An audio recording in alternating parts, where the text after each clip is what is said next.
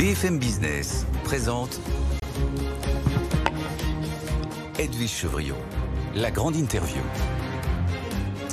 Bonsoir à tous, bienvenue dans la grande interview. On va parler du Made in France. Vous avez le salon Made in France ouvre ses portes. Est-ce que ça sert à quelque chose? Eh bien, notre invité ce soir, c'est un peu le porte-drapeau, on peut dire ça comme ça, du Made in France. Bonsoir Guillaume Gibault. Bonsoir, merci de me recevoir. Merci d'être avec nous. Vous êtes le patron fondateur du slip français. Et vous avez toujours dit, ça fait 12 ans que vous avez créé le slip français. Il y a aussi des pantoufles, des chandails, on va revenir là-dessus. Vous avez élargi, si j'ose dire, le spectre du slip français. Vous avez un peu remonté, un peu descendu. Mais vous dites le Made in France, moi je suis tombée dedans, c'est un peu mon ADN. Je ne sais pas très bien pourquoi, mais enfin en tous les cas, c'est comme ça. Mais on va le voir, c'est compliqué, voire très compliqué. Vous avez connu des hauts, des bas. Même encore maintenant, je crois que c'est pas si évident que ça. D'abord, en deux mots, le slip français, c'est quoi? 20 millions de chiffre d'affaires, 21 millions? Exactement, 20 millions. On va réussir à maintenir ce 20 millions. C'est 90 emplois directs, 300 emplois indirects auprès de 80 partenaires un peu partout en France. Et à 20 millions, on est la plus grande marque, 100% Made in France dans le vêtement, à tricoter, tisser, confectionner. Ah oui, donc c'est à la fois super parce qu'on est les premiers, mais en même temps, ça montre à quel point il n'y a pas beaucoup de monde effectivement, à faire ce choix. Sur le marché en France, on met 3 milliards de vêtements par an sur le marché. Il n'y en a que 3% qui sont made in France. Donc on importe 97% de nos vêtements. C'est dire voilà l'enjeu de comment est-ce que ce 3% peut devenir 5, 10, 15.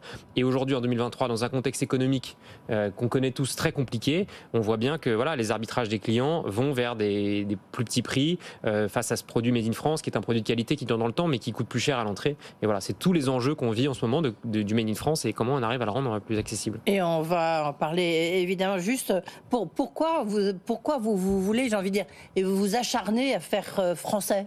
Parce que français bien sûr, parce que on veut le slip français, c'est l'enthousiasme, c'est de montrer que c'est possible, d'incarner par un produit aussi anodin qu'un slip, de montrer que c'est possible. Le Made in France, c'est une espèce d'évidence. Il y a une étude de l'INSEE qui est sortie la semaine dernière, le 30 octobre, qui montre que un emploi manufacturier en France a un effet d'entraînement de jusqu'à 2 emplois. Donc ça crée de l'emploi, ça crée du lien social dans notre territoire et ça minimise l'impact carbone. Si on prend l'exemple d'un vêtement, d'un t-shirt, un t-shirt made in ailleurs, c'est 10 kg de CO2. Un t-shirt made in France, ça peut être 5 kg de CO2. Donc on crée de l'emploi, on crée du lien social, on minimise l'impact carbone, on se dit c'est la bonne affaire pour tout le monde, il faut y aller. Et ça ne représente que 3%. Et aujourd'hui, ça représente pourquoi? Parce que on a un coût du travail qui est élevé en France. Notre SMIC est au-dessus de 1 700 € brut et quelque part c'est une bonne nouvelle parce que ça défend un modèle social dont on est tous convaincus. Mais si on va juste chez nos voisins portugais, le SMIC est à 700 €. Donc quand dans un produit manufacturé en France, on sait que 90% du coût c'est la main d'œuvre, puisque c'est ça qui coûte cher. Quand vous êtes à 700 au lieu de 1700, on comprend bien que le produit Made in France, il va coûter 50% plus cher, 70% plus cher. Et l'enjeu, c'est qu'aujourd'hui, en 2023, on a tous très envie, quand on demande dans les sondages d'opinion... Oui, attendez, parce que justement, il y a une forme d'un petit peu d'hypocrisie, parce que, alors il faut dire qu'il y a la question du pouvoir d'achat, une inflation qui a explosé. On en parle tous les jours ici sur BFM Business. Il y a 89% des Français qui disent, moi j'achète, je veux acheter Made in France. Et puis quand on pose la question en disant, ben là, qu'est-ce que vous avez fait? Il y en a 80% qui disent ben non, j'ai réduit mes achats Made in France. Ouais, exactement. Et donc on vit ce truc-là dans un moment d'inflation. Les productions Made in France sont encore plus pénalisées. Et donc c'est l'enjeu de ce salon Made in France, de montrer que c'est possible. Il y a 100 000 visiteurs tous les ans, c'est un grand rendez-vous populaire. Il y a 1000 entreprises. Et du coup, nous, en étant la plus grande marque, on a quelque part une part de responsabilité puisque on voit bien à 3%, c'est que des petites entreprises. Et donc on se dit en fait, il faut qu'on prenne la parole et qu'on invite tous les citoyens à signer la pétition qu'on a sortie hier. La pétition, elle est toute simple. Elle demande au gouvernement quelque chose de simple, de dire comment est-ce qu'on écrit un cadre économique, juridique, fiscal qui permet à des boîtes qui prennent cet engagement de fabriquer en France d'être favorisées dans les liens qu'elles peuvent avoir à la distribution, dans les marchés publics. Il y a pas mal de leviers différents qu'on pourrait actionner. Mais aujourd'hui, moi j'ai souvent entendu le président Emmanuel Macron rappeler que le produire en France était une priorité, la reconquête industrielle, l'industrie verte. Aujourd'hui, il n'y a pas encore de vraies mesures concrètes qu'on peut activer, nous, petites entreprises, pour rendre ça possible dans nos fabrications et dans les prix qu'on est capable de rendre aux clients derrière. J'ai envie de dire impossible n'est pas français pour le Made in France. Enfin là, vous posez la question quand même. Non, on arrive, le parti pris, on sait qu'on changera jamais notre positionnement. Oui, mais encore faut-il que vous puissiez continuer. Et voilà, on montre qu'on est vraiment dans un moment, et on l'a dit, on a écrit une lettre ouverte au début du mois d'octobre, là on fait cette pétition, on veut vraiment que les pouvoirs publics prennent conscience du fait que on est à un moment crucial, juste avant les fêtes de fin d'année. Il faut vraiment que le grand public aient conscience de ça, soient vigilants dans ses achats, nous soutiennent les entreprises qui fabriquent en France, viennent nous voir au salon, prennent du temps pour comprendre ce qui se passe derrière un produit, parce que derrière, voilà, on voit bien que c'est de l'emploi, c'est du carbone en moins, et c'est l'enjeu de tout le monde, et au premier chef des pouvoirs publics, qui je pense ont pas mal de solutions à activer. Oui, alors dans cette pétition, d'abord vous avez fait une lettre ouverte à Emmanuel Macron, et dans cette pétition, qu'est-ce qu'il faut retenir?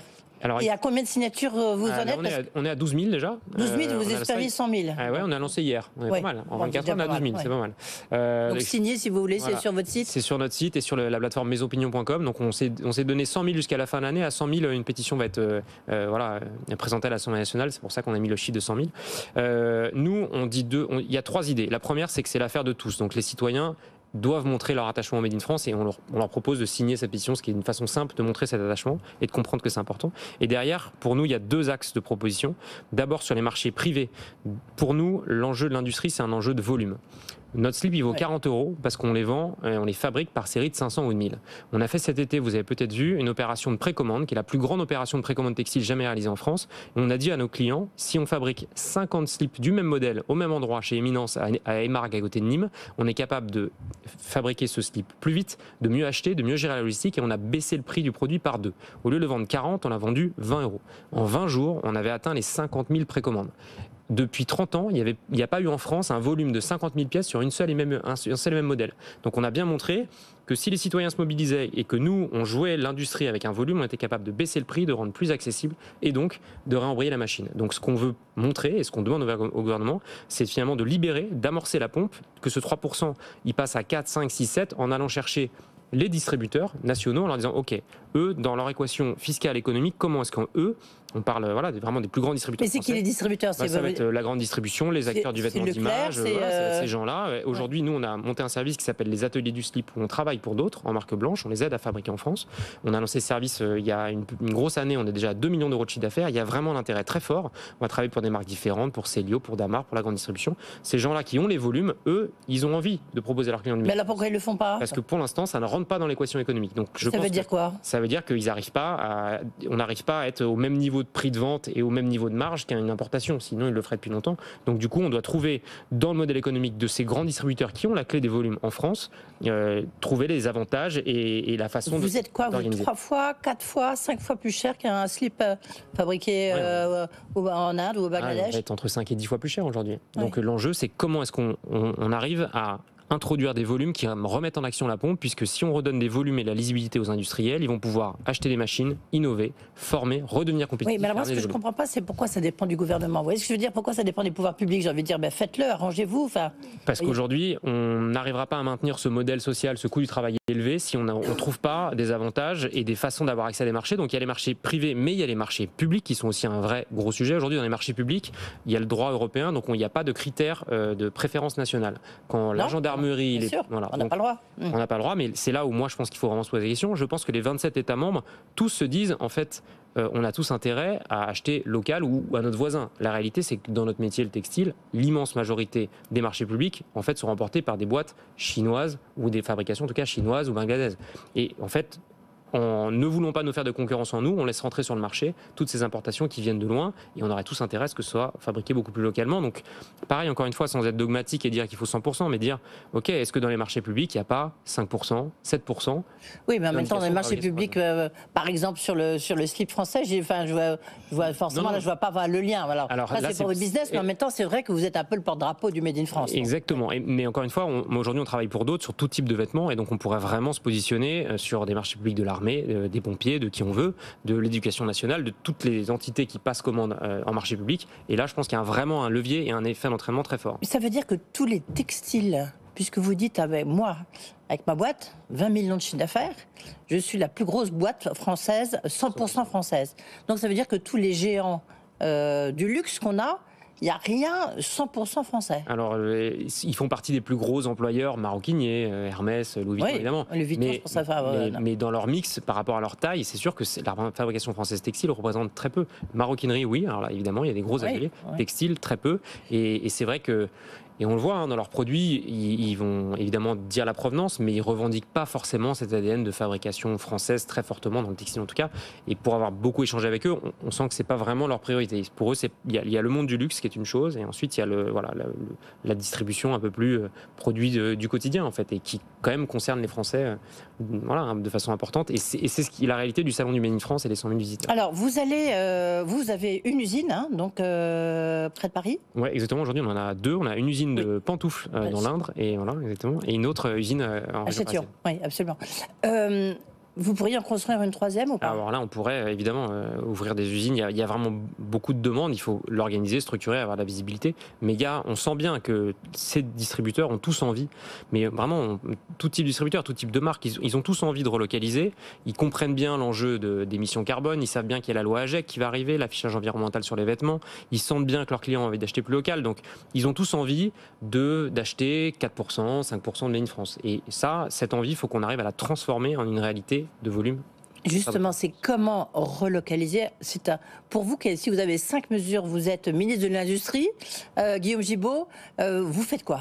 Ministre de l'Industrie. De possible, hein, parce que quand vous dites il faudrait avoir des aides, etc., on sait qu'il y a quand même un cadre européen que, bon, déjà, on est en train de l'écorner avec le prix de l'électricité, mais en tous les cas, voilà, il existe. Clairement, cette idée de marché public, pour moi, c'est la première. Et encore une fois, je pense que c'est la même idée pour les 27 pays européennes. Et même si on n'est pas sur des montants énormes, donc moi, je ferais ça. On n'est pas sur des montants énormes, même si c'est pas 50% Made in France, mais quelques pourcents, et d'avancer là-dessus. Derrière, vraiment, d'écrire des contrats de filière entre les plus grands distributeurs et l'industrie, et leur permettre fiscalement ou économiquement d'avoir des avantages. Moi, depuis longtemps, j'ai aussi évidemment une idée de TVA réduite. On sait que sur certaines typologies de produits, on va avoir des produits qui vont être à 5,5%. Oui, mais est-ce que c'est... Enfin, vous voyez, c'est sûr qu'il y a une décision politique à prendre. En fait, si je reviens à cette étude de l'INSEE et à l'avantage du Made in France, un emploi Made in France... Vous pensez que la situation est suffisamment grave pour qu'on a besoin d'une TVA... La crise est suffisamment grave qu'on a besoin d'une TVA à taux réduit, qu'on a besoin d'aide publique. Enfin, je pense qu'aujourd'hui, si on ne soutient pas cette filière, le 3% diminuera. Ah oui, et donc, parce qu'aujourd'hui, la réalité effectivement de pouvoir d'achat des clients fait si on doit maintenir nos volumes et aller chercher des clients en plus, je pense qu'on est dans un moment de contexte économique compliqué. Et si on veut redonner du souffle et de la visibilité à notre industrie, comme ça peut être le cas dans l'industrie verte, typiquement, on voit le plan qui a été déployé sur les batteries. On voit que là, il y a une vraie vision de long terme et qui permet des investissements avec des moyens importants. Et lorsque vous dites ça, parce que je ne sais pas, nous, on voit défiler ici les ministres de l'Industrie, Bruno Le Maire, etc. Ils nous disent tous, mais nous, il faut réindustrialiser la France. Il y a des plans d'industrie verte en plus.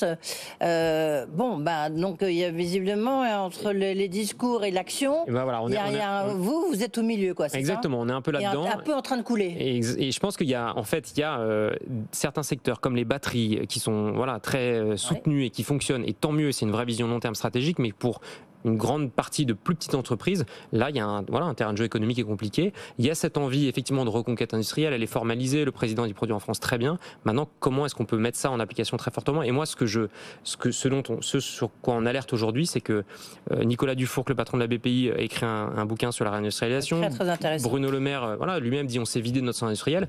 En fait, l'INSEE, elle dit, il y a 50 ans, il y avait 82% des produits de toute l'industrie manufacturée en France. Aujourd'hui, on est à 38%. Ce chiffre-là, si on ne met pas en place ce genre de cadre économique, il va, je pense, malheureusement, continuer à baisser. Oui, et quand on voit qu'un emploi a un effet d'entraînement de 2, quand on voit l'impact carbone réduit, le lien social, en fait, tout ça, mécaniquement, sera fait avec des importations et donc n'aura pas cet effet d'entraînement sur l'économie. Donc je pense qu'il y a une décision politique à prendre, puisque c'est une décision moyen-long terme et qui nous concerne tous. Alors, je vais enfoncer un peu le clou quand même, pardonnez-moi, mais c'est vrai qu'on dit personne n'est contre le fait de faire du Made in France. Là-dessus, tout le monde est d'accord. Mais il y a quand même un gros mais derrière. Mais personne ne le fait. Non, ce qu'on peut dire quand même, c'est on ne peut pas tout faire. Parce que d'abord, c'est trop tard. Donc, il faut choisir, il faut avoir des choix où il y a un petit peu d'intelligence, de marketing, enfin, de savoir-faire français et tout. Le textile, on peut se poser la question en se disant, mais voilà, à la limite, ça y est, il est parti d'abord au Maghreb, ensuite il est parti en Chine, il est parti en Inde. Est-ce qu'il peut, alors qu'on était très bon, que ça soit à Lyon, que ce soit évidemment dans le Nord, l'industrie textile française était très puissante. aujourd'hui, est-ce que c'est pas trop tard Je pense que si on se dit ça aujourd'hui, en fait, et on l'a vécu dans d'autres pans de l'industrie, quand on laisse partir l'industrie, on laisse partir les savoir-faire, les machines, et on n'est pas capable de repartir. Et quand aujourd'hui, tous les politiques font ce constat de dire en fait, on a désindustrialisé, et on se dit, même Nicolas Dufour qui l'a dit comme ça, on dit on a tous notre empreinte digitale sur la désindustrialisation. Aujourd'hui, on est à un moment charnière où il faut, dans un contexte économique, être encore plus ciblé. Et j'ai bien conscience, des contraintes budgétaires, des contraintes européennes, mais aujourd'hui, il faut inventer des schémas nouveaux pour arriver à fluidifier et à réamorcer la pompe des volumes. Sinon, ça sera un cercle vicieux de moins de volume, donc moins de compétitivité des prix, donc moins de volume, et on n'arrivera pas à en sortir. Et pour bien connaître ce sujet depuis 12 ans maintenant, on s'est mobilisé pendant le Covid, et je pense qu'on s'est mis au service de l'État français en disant, OK, la filière fabrique 200 millions de masques, 10 millions de blouses, se mobilise jour en main, prend des risques, vous accompagne. Il y avait une vraie fierté. Comment est-ce que cette énergie-là, cette envie, on l'a intéressant dans le temps. Guillaume Gibaud, c'est vraiment cette question de volume, c'est ça qu'il faut absolument recréer. Il faut. Il y aura peut-être une occasion, les Jeux Olympiques 2024, parce que vous êtes partenaire des Jeux Olympiques. On est licencié officiel.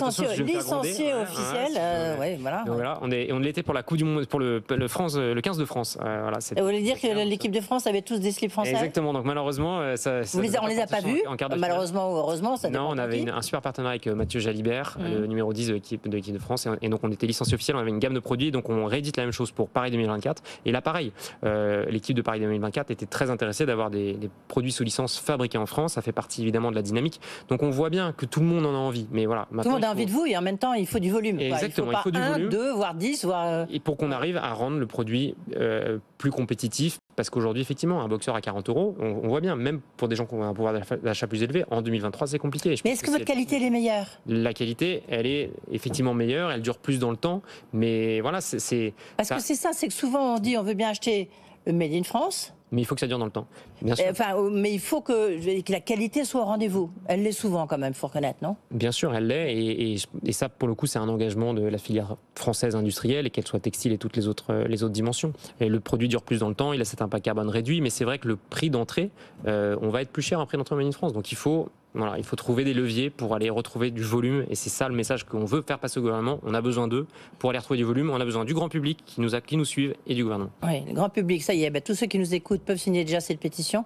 Mais dans ce combat, vous vous sentez un petit peu seul, Guillaume Gibaud? Écoutez, là, quand on est au Salon du Made in France, c'est le bon moment pour nous. On se sent soutenu. Mais c'est vrai que on a besoin du grand public, et le grand public partage l'importance de ce sujet qui nous tient à cœur. Que 3% produits en France. Merci. Il y a du boulot. Beaucoup, il y a du boulot. Merci beaucoup, Guillaume Gibaud. Le patron du slip français, donc le porte-drapeau, et donc allez signer cette signature sur son site ou sur le site mesopinions.com. mesopinions.com. Merci beaucoup d'avoir été avec nous.